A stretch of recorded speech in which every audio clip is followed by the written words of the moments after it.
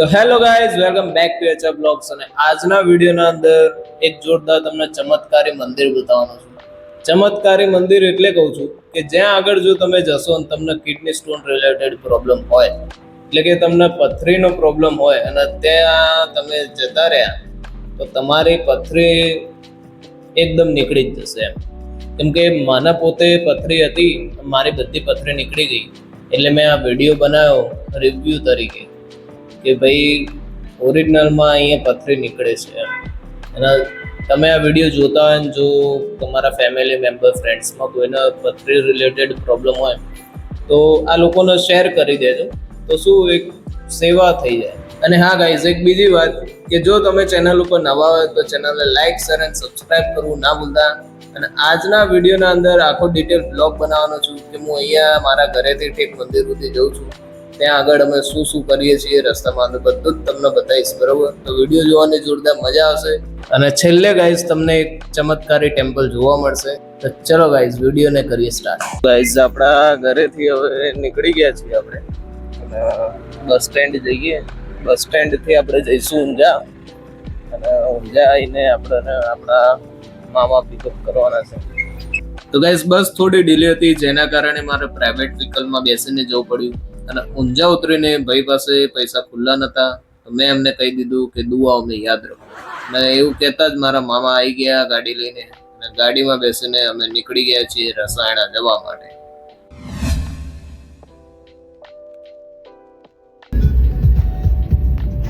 તો ગાઈસ, ગાડીના અંદર એકદમ જબરજસ્ત સોંગ લગાવી દીધું અને રસ્તામાં પોલીસ ચેકિંગ આવી ગયું છે, તો જેના કારણે થોડો ટ્રાફિક વધી ગયો હતો. અને પછી એક જોરદાર એલિવેશન વાળી એક હોટલ દેખાઈ, અને જેનો આપણે વિડીયો તમને બતાવીએ છીએ. એ હોટલ છે, જોરદાર બની છે ને, નીચે કમેન્ટમાં કરજો તમને કેવી લાગી. બાકી ગાઈસ, પાલનપુરથી રસાણા જશો તો 18 કિલોમીટર થશે, અને ડીસાથી જો તમે આવવાના હોય તો 7 કિલોમીટર થશે. જતો રસ્તામાં થોડી ભૂખ લાગી, એટલે અહીંયા ગરમ ગરમ નાસ્તો આપણે કરવા ઉભા રહ્યા છે. તો ગાઈસ, પાલનપુરથી 12 કિલોમીટર દૂર આવેલા કુંભાસણા ગામના અંદર અમે ટીકડી ભજીયા ખાવા આવ્યા છીએ. અને અહીંયા ટીકડી ભજીયા અને જલેબી એની એકદમ ફેમસ છે, અને આજુબાજુના ગામમાંથી પણ લોકો અહીંયા સ્પેશિયલ ટીકડી ભજીયા એમના ખાવા આવે છે સવાર સવાર. તો ગાઈઝ, અહીંયા ફ્રેશ અને ગરમા ગરમ જ બનાવીને આલે છે.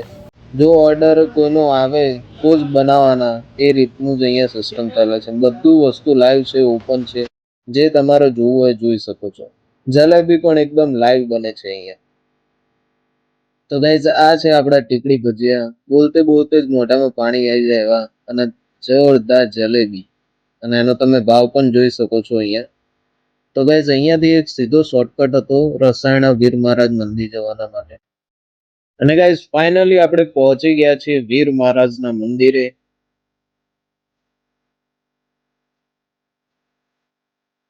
અને ગાઈઝ, આ છે નારસંગા વીર મહારાજના મંદિરનો મેઇન ગેટ. તો ગાઈઝ, આ છે નારસંગા વીર મહારાજનું મંદિર, જેવું કે તમે જોઈ શકો છો. તો ગાઈઝ, જે કોઈ બીને પથરી અહીંયા આવી રીતના દોરો પહેરાવવામાં આવે છે, અને આ છે આપણા નારસંગા વીર મહારાજ.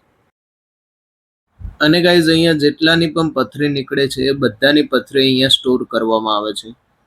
ખાસા બધા લોકો અહીંયા આવતા હોય છે પથરીના ઈલાજ માટે. અને તમે આ જેટલા પણ કબાટ જોઈ રહ્યા છો એ બધાના અંદર લોકોની પથરીઓ મૂકેલી છે.